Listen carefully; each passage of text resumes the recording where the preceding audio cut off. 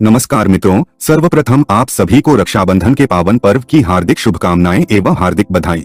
मित्रों, आज हम इस वीडियो के माध्यम से समझेंगे कि रक्षाबंधन पर्व क्यों मनाना चाहिए, इसका सामाजिक स्वरूप क्या है, अनुष्ठान विधि अर्थात कैसे मनाएं, रक्षाबंधन का पौराणिक ऐतिहासिक महत्व क्या है जिसमें स्वतंत्रता संग्राम का काल भी शामिल है तथा रक्षाबंधन के विविध रूप, इस दिन के खान पान और कौन व कहाँ मनाया जाता है, जानेंगे। साहित्य में रक्षाबंधन का विवरण, साथ ही साथ इसके फायदे, नुकसान व उपाय क्या हैं यह भी जानेंगे। वीडियो के अंत में बहनों के लिए एक स्पेशल बोनस है जो आपके बहुत ही काम आने वाली है। जानेंगे कैसे सिर्फ और सिर्फ 10 रुपए में आप सभी बहनें अपने हाथ से बनाई या खरीदी गई राखी दूसरे शहर में रहने वाले अपने प्यारे भाइयों को कैसे भेज सकती है। जी हाँ, सिर्फ 10 रुपए में। तो वीडियो के अंत तक जरूर बने रहे। तो चलिए वीडियो को प्रारंभ करते हैं। भारतीय धर्म संस्कृति के अनुसार रक्षाबंधन का त्योहार श्रावण माह की पूर्णिमा को मनाया जाता है। यह त्योहार भाई बहन को स्नेह की डोर में बांधता है। इस दिन बहन अपने भाई के मस्तक पर टीका लगाकर रक्षा का बंधन बांधती है, जिसे राखी कहते हैं। पूर्णिमांत पंचांग के अनुसार यह सावन का अंतिम दिवस होता है, वहीं अमावस्यांत पंचांगानुसार यह सावन का 15वां दिवस होता है। श्रावण या सावन में मनाए जाने के कारण इसे श्रावणी, सावनी या सलूनो भी कहते हैं। रक्षाबंधन में राखी या रक्षा सूत्र का सबसे अधिक महत्व है। राखी कच्चे सूत से लेकर रंगीन कलावे, रेशमी धागे तथा सोने, चांदी या हीरे जैसी महंगी वस्तु तक की हो सकती है। रक्षाबंधन भाई बहन के रिश्ते का प्रसिद्ध त्योहार है। रक्षा का मतलब सुरक्षा और बंधन का मतलब बाध्य है। रक्षाबंधन के दिन बहनें अपने भाइयों की बढ़ोतरी के लिए भगवान से प्रार्थना करती है। राखी सामान्यतः बहनें भाई को ही बांधती हैं, परंतु ब्राह्मणों, गुरुओं और परिवार में छोटी लड़कियों द्वारा सम्मानित संबंधियों जैसे कि पुत्री द्वारा पिता को भी बांधी जाती है। इसके अलावा जिन बहनों की केवल बहनें होती हैं, भाई नहीं होते, वे भी एक दूसरे को राखी बांधती हैं। पौराणिक कथाओं और इतिहास के अनुरूप राखी आमतौर पर माता, पिता, काका काकी, मामा मामी को भी बांधी जाती है। राजस्थान में माँ और दादी भी अपने बेटों और पोते पोतियों को तथा ननद अपनी भाभी को राखी बांधती हैं। कभी कभी सार्वजनिक रूप से किसी नेता या प्रतिष्ठित व्यक्ति को भी राखी बांधी जाती है। रक्षाबंधन के दिन भाई अपने बहन को राखी के बदले कुछ भेंट देते हैं। अनुष्ठान विधि: प्रातः स्नान आदि से निवृत्त होकर लड़कियां और महिलाएं पूजा की थाली सजाती हैं। थाली में राखी के साथ रोली या हल्दी, चावल, दीपक, मिठाई और कुछ पैसे भी होते हैं। लड़के और पुरुष तैयार होकर टीका करवाने के लिए पूजा या किसी उपयुक्त स्थान पर बैठते हैं। पहले अभीष्ट देवता की पूजा की जाती है। इसके बाद रोली या हल्दी से भाई का टीका करके चावल को टीके पर लगाया जाता है और सिर पर छिड़का जाता है। उसकी आरती उतारी जाती है, दाहिनी कलाई पर राखी बांधी जाती है और मुंह मीठा कराया जाता है। भारत के अनेक प्रांतों में भाई के कान के ऊपर भोजली या बुजरिया लगाने की प्रथा भी है। भाई बहन को भेंट या रुपए देते हैं। इस प्रकार रक्षाबंधन के अनुष्ठान को पूरा करने के बाद ही भोजन किया जाता है। प्रत्येक पर्व की तरह उपहारों और खाने पीने के विशेष व्यंजनों का महत्व रक्षाबंधन में भी होता है। आमतौर पर दोपहर का भोजन महत्वपूर्ण होता है और रक्षाबंधन का अनुष्ठान पूरा होने तक बहनों द्वारा व्रत रखने की भी परंपरा है। पुरोहित तथा आचार्य सुबह सुबह यजमानों के घर पहुंचकर उन्हें राखी बांधते हैं और बदले में धन, वस्त्र और भोजन आदि प्राप्त करते हैं। हिंदू धर्म के सभी धार्मिक अनुष्ठानों में रक्षा सूत्र बांधते समय कर्मकांडी पंडित या आचार्य संस्कृत में एक श्लोक का उच्चारण करते हैं, जिसमें रक्षाबंधन का संबंध राजा बलि से स्पष्ट रूप से दृष्टिगोचर होता है। यह श्लोक रक्षाबंधन का अभीष्ट मंत्र कुछ इस प्रकार है: येन बद्धो बलि राजा दानवेंद्रो महाबल तेन त्वाम प्रतिबद्धनामि रक्षे माचल माचल। इस श्लोक का हिंदी भावार्थ है, जिस रक्षा सूत्र से महान शक्तिशाली दानवेंद्र राजा बलि को बांधा गया था, उसी सूत्र से मैं तुम्हें बांधता हूँ। हे रक्षे, तुम अडिग रहना, तुम अपने संकल्प से कभी भी विचलित न होना। यह पर्व भारतीय समाज में इतनी व्यापकता और गहराई से समाया हुआ है कि इसका सामाजिक महत्व तो है ही साथ धार्मिक, पौराणिक, ऐतिहासिक, साहित्यिक महत्व भी है। फिल्में भी इससे अछूते नहीं हैं। सामाजिक प्रसंग: नेपाल के पहाड़ी इलाकों में ब्राह्मण एवं क्षेत्रीय समुदाय में रक्षाबंधन गुरु और भागिने के हाथ से बांधा जाता है। लेकिन दक्षिण सीमा में रहने वाले भारतीय मूल के नेपाली भारतीयों की तरह बहन से राखी बंधवाते हैं। भारत के बहुतायत हिस्सों में पुरोहितों द्वारा यजमान को रक्षा सूत्र बांधने का चलन है। इस दिन बहनें अपने भाई के दाएं हाथ पर राखी बांधकर उसके माथे पर तिलक करती हैं और उसकी दीर्घ आयु की कामना करती हैं। बदले में भाई उनकी रक्षा का वचन देता है। ऐसा माना जाता है कि राखी के रंग बिरंगे धागे भाई बहन के प्यार के बंधन को मजबूत करते हैं। भाई बहन एक दूसरे को मिठाई खिलाते हैं और सुख दुख में साथ रहने का विश्वास दिलाते हैं। यह एक ऐसा पावन पर्व है जो भाई बहन के पवित्र रिश्ते को पूरा आदर और सम्मान देता है। सगे भाई बहन के अतिरिक्त अनेक भावनात्मक रिश्ते भी इस पर्व से बंधे होते हैं जो धर्म, जाति और देश की सीमाओं से परे हैं। रक्षाबंधन का पर्व भारत के राष्ट्रपति और प्रधानमंत्री के निवास पर भी मनाया जाता है, जहां छोटे छोटे बच्चे जाकर उन्हें राखी बांधते हैं। रक्षाबंधन आत्मीयता और स्नेह के बंधन से रिश्तों को मजबूती प्रदान करने का पर्व है। यही कारण है कि इस अवसर पर न केवल बहन भाई को ही अपितु अन्य संबंधों में भी रक्षा या राखी बांधने का प्रचलन है। गुरु शिष्य को रक्षा सूत्र बांधता है तो शिष्य गुरु को। भारत में प्राचीन काल में जब स्नातक अपनी शिक्षा पूर्ण करने के पश्चात गुरुकुल से विदा लेता था तो वह आचार्य का आशीर्वाद प्राप्त करने के लिए उसे रक्षा सूत्र बांधता था, जबकि आचार्य अपने विद्यार्थी को इस कामना के साथ रक्षा सूत्र बांधते थे कि उसने जो ज्ञान प्राप्त किया है वह अपने भावी जीवन में उसका समुचित ढंग से प्रयोग करे, ताकि वह अपने ज्ञान के साथ साथ आचार्य की गरिमा की रक्षा करने में भी सफल हो।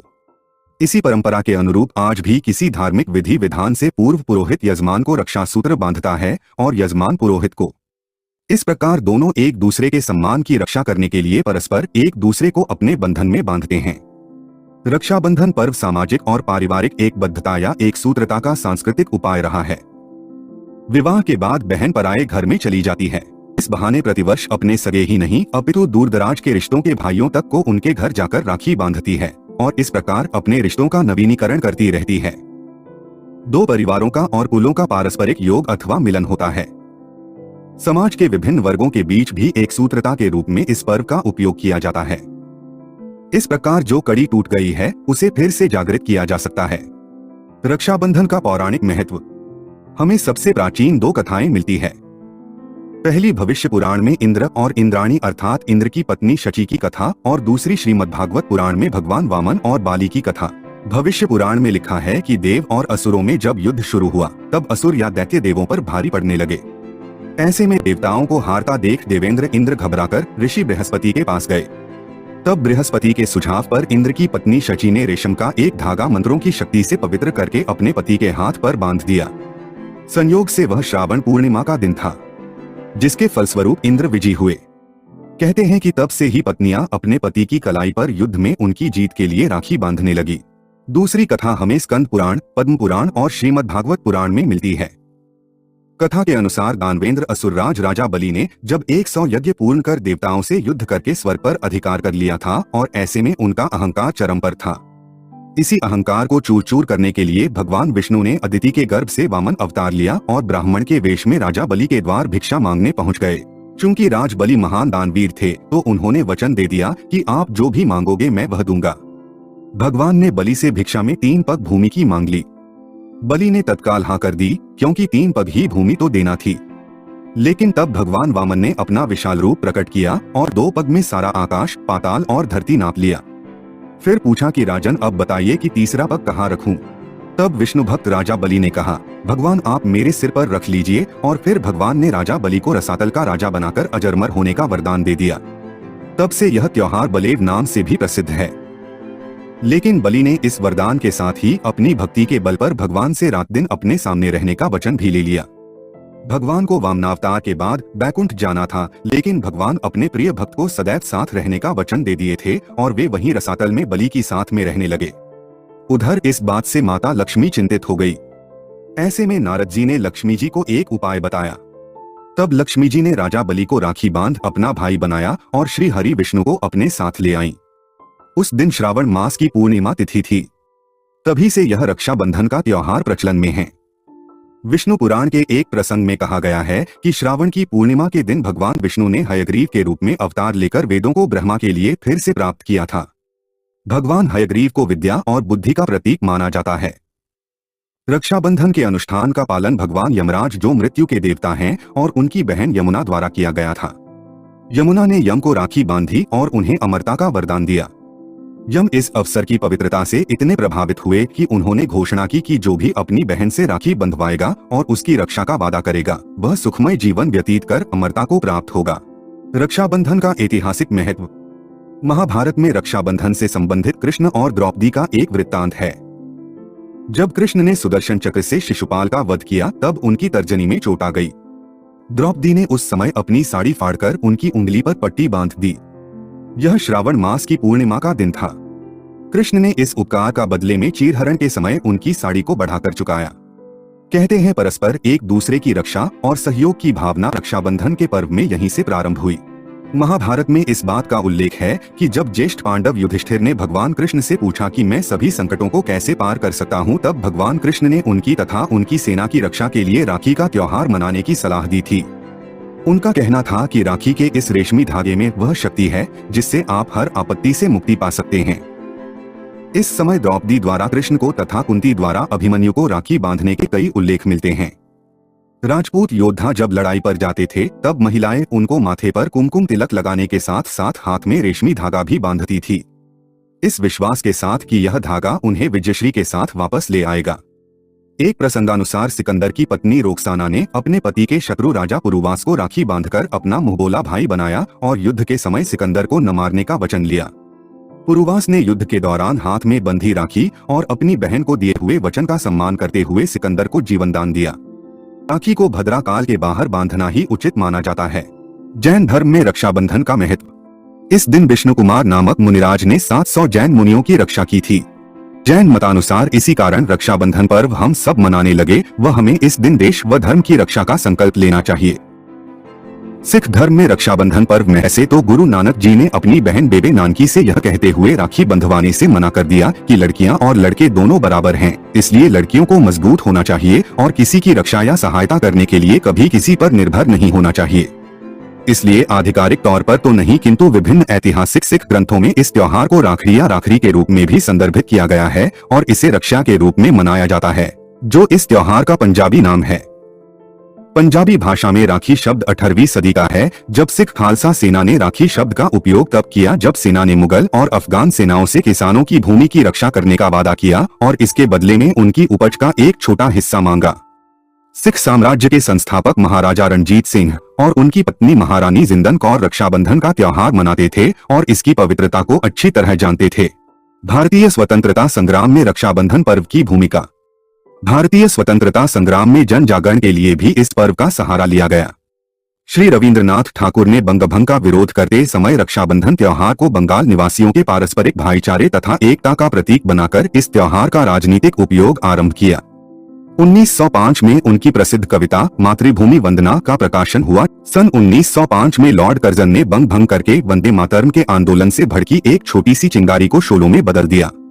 16 अक्टूबर 1905 को बंग भंग की नियत घोषणा के दिन रक्षाबंधन की योजना साकार हुई और लोग बाग गंगा स्नान करके सड़कों पर यह कहते हुए उतर आए, सप्तकोटि लोकेर करुण कंदन सुनेना सुनील करजन दुर्जन ताई निते प्रतिशोध मनेर मतन करिल आमिस वजने राखी बंधन। रक्षाबंधन पर्व का देश के विभिन्न क्षेत्रों में विविध स्वरूप। उत्तरांचल में इसे श्रावणी कहते हैं। इस दिन यजुर्वेदी द्विजों का उपकर्म होता है। उत्सर्जन स्नान विधि शीतर्पण आदि करके नवीन यज्ञोपवीत धारण किया जाता है। ब्राह्मणों का यह सर्वोपरि त्योहार माना जाता है। वृत्तिवान ब्राह्मण अपने यजमानों को यज्ञोपवीत तथा राखी देकर दक्षिणा लेते हैं। अमरनाथ की अतिविख्यात धार्मिक यात्रा गुरु पूर्णिमा से प्रारंभ होकर रक्षाबंधन के दिन संपूर्ण होती है। कहते हैं इसी दिन बाबा बर्फानी का हिम शिवलिंग भी अपने पूर्ण आकार को प्राप्त होते हैं। इस उपलक्ष्य में इस दिन अमरनाथ गुफा में प्रत्येक वर्ष मेले का आयोजन भी होता है। महाराष्ट्र, गोवा तथा गुजरात के तटीय क्षेत्रों में यह त्योहार नारियल पूर्णिमा या श्रावणी के नाम से विख्यात है। इस दिन लोग नदी या समुद्र के तट पर जाकर अपने जनेऊ बदलते हैं और समुद्र की पूजा करते हैं। इस अवसर पर समुद्र के स्वामी वरुण देवता को प्रसन्न करने के लिए नारियल अर्पित करने की परंपरा भी है। यह त्योहार विशेष रूप से स्थानीय मछुआरा समुदाय के लिए महत्वपूर्ण है। गुजरात के कुछ हिस्सों में लोग रक्षाबंधन को पवित्रोपण के रूप में मनाते हैं, जिसमें भगवान शिव की भव्य पूजा की जाती है। मध्य भारत में रक्षाबंधन को कजरी पूर्णिमा के रूप में मनाया जाता है। राजस्थान में राम राखी और चूड़ा राखी या लूंबा बांधने का रिवाज है। राम राखी सामान्य राखी से भिन्न होती है। इसमें लाल डोरे पर एक पीले छींटों वाला फुंदना लगा होता है। यह केवल भगवान को ही बांधी जाती है। चूड़ा राखी ननद द्वारा भाभियों की चूड़ियों में बांधी जाती है। लुम्बा राखी का महत्व इस तथ्य में निहित है कि पत्नी को पुरुष के शरीर का अर्धांगिनी या आधा हिस्सा माना जाता है। इसलिए एक बार जब भाई की शादी हो जाती है तो उसकी पत्नी के बिना कोई भी अनुष्ठान पूरा नहीं होता। लुम्बा राखी बांधकर बहन अपने भाई के सुरक्षित वैवाहिक जीवन की कामना करती है। इसलिए बहन की रक्षा और प्यार करने की जिम्मेदारी भाई की पत्नी द्वारा भी समान रूप से साझा की जाती है। जोधपुर में राखी के दिन केवल राखी ही नहीं बांधी जाती, बल्कि दोपहर में पद्मसर और मिनकानाड़ी पर गोबर, मिट्टी और भस्मी से स्नान कर शरीर को शुद्ध किया जाता है। इसके बाद धर्म तथा वेदों के प्रवचनकर्ता अरुंधति, गणपति, दुर्गा, गोभिला तथा सप्तर्षियों के दर्भ के चट अर्थात पूजा स्थल बनाकर उनकी मंत्रोच्चारण के साथ पूजा की जाती है। उनका तर्पण कर पितृण चुकाया जाता है। धार्मिक अनुष्ठान करने के बाद घर आकर हवन किया जाता है। वहीं रेशमी डोरे से राखी बनाई जाती है। राखी को कच्चे दूध से अभिमंत्रित करते हैं और इसके बाद ही भोजन करने का प्रावधान है। तमिलनाडु, केरल, महाराष्ट्र और उड़ीसा के दक्षिण भारतीय ब्राह्मण इस पर्व को अवनी अवितम कहते हैं। यज्ञोपवीतधारी ब्राह्मणों के लिए यह दिन अत्यंत महत्वपूर्ण है। इस दिन नदी या समुद्र के तट पर स्नान करने के बाद ऋषियों का तर्पण कर नया यज्ञोपवीत धारण किया जाता है। गए वर्ष के पुराने पापों को पुराने यज्ञोपवीत की भांति त्याग देने और स्वच्छ नवीन यज्ञोपवीत की भांति नया जीवन प्रारंभ करने की प्रतिज्ञा ली जाती है। इस दिन यजुर्वेदीय ब्राह्मण 6 महीनों के लिए वेद का अध्ययन प्रारंभ करते हैं। इस पर्व का एक नाम उपक्रमण भी है, जिसका अर्थ है नई शुरुआत। व्रज में हरियाली तीज अर्थात श्रावण शुक्ल तृतीया से श्रावणी पूर्णिमा तक समस्त मंदिरों एवं घरों में ठाकुर जी झूले में विराजमान होते हैं। रक्षाबंधन वाले दिन झूलन दर्शन समाप्त होते हैं। रक्षाबंधन के दिन खान पान। रक्षाबंधन के अवसर पर कुछ विशेष पकवान भी बनाए जाते हैं, जैसे घेवर, शक्करपारे, नमक पारे और घुघनी। घेवर सावन का विशेष मिष्ठान्न है। यह केवल हलवाई ही बनाते हैं, जबकि शक्करपारे और नमक पारे आमतौर पर घर में ही बनाए जाते हैं। घुघनी बनाने के लिए काले चने को उबालकर चटपटा छौंका जाता है। इसको पूरी और दही के साथ खाते हैं। हलवा और खीर भी इस पर्व के लोकप्रिय पकवान है। कहाँ और कौन कौन सेलिब्रेट करता है?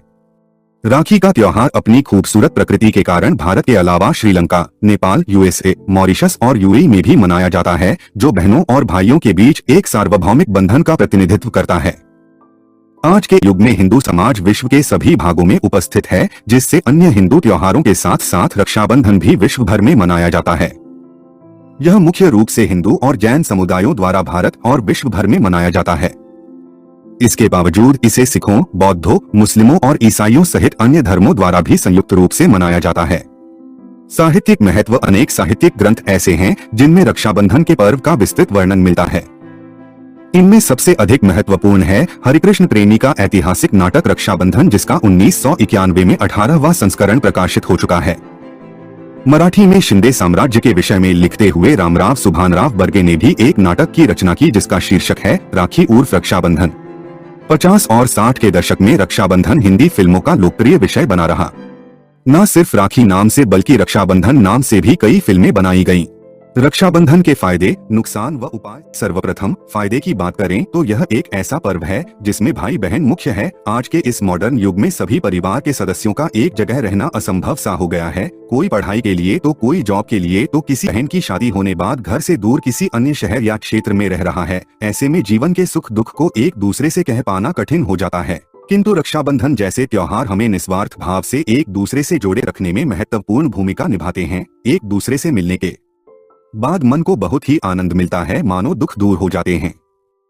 साथ ही आपसी प्रेम और प्रगाढ़ हो जाता है। गिफ्ट का मिलना, स्पेशल भोजन जो अपनों के हाथों द्वारा बनाया गया हो, वो उस पल में 4 चांद लगा देता है। इसलिए रक्षाबंधन अपने आप में एक स्पेशल त्योहार है।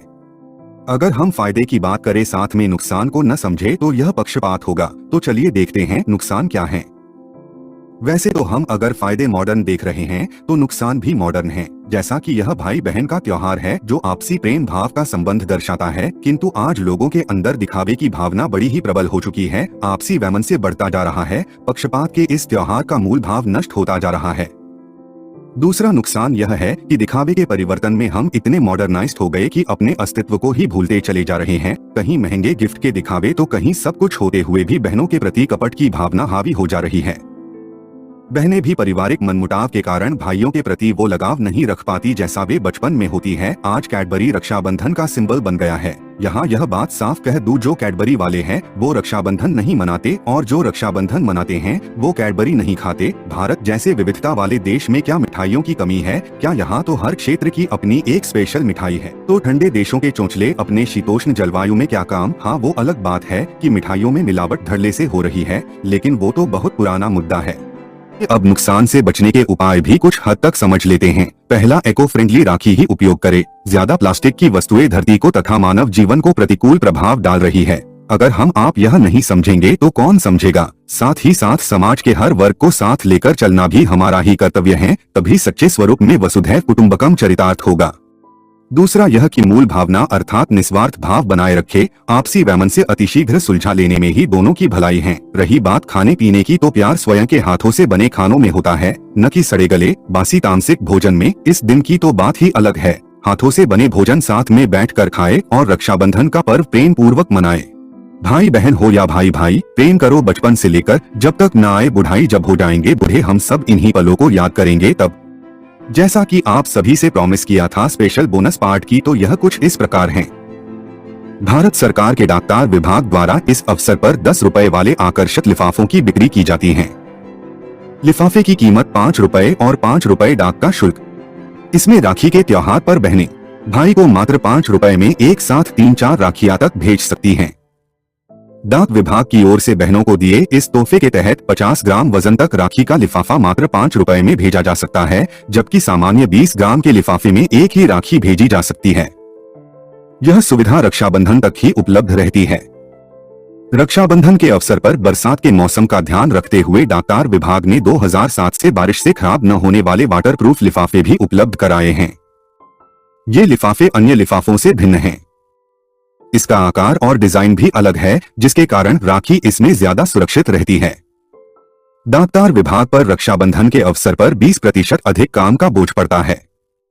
आठ राखी को सुरक्षित और तेजी से पहुंचाने के लिए विशेष उपाय किए जाते हैं और काम के हिसाब से इसमें सेवानिवृत्त डाककर्मियों की सेवाएं भी ली जाती हैं।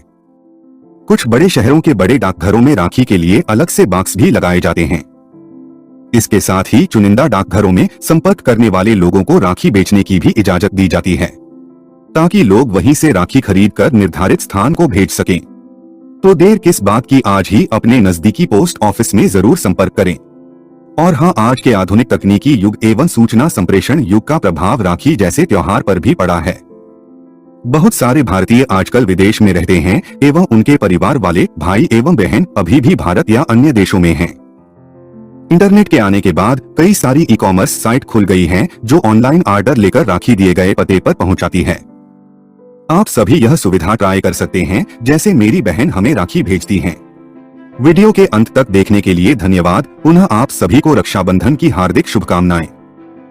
यदि यह वीडियो आपको सार्थक लगी हो तो लाइक करना ना भूलें, साथ ही साथ अपने विचार कमेंट सेक्शन में अवश्य साझा करें। वीडियो को अपने सगे संबंधी व मित्रगणों को भी शेयर करें। मैजेस्टिक सनातनी चैनल को सब्सक्राइब करना न भूलें। जय श्री राम। धन्यवाद।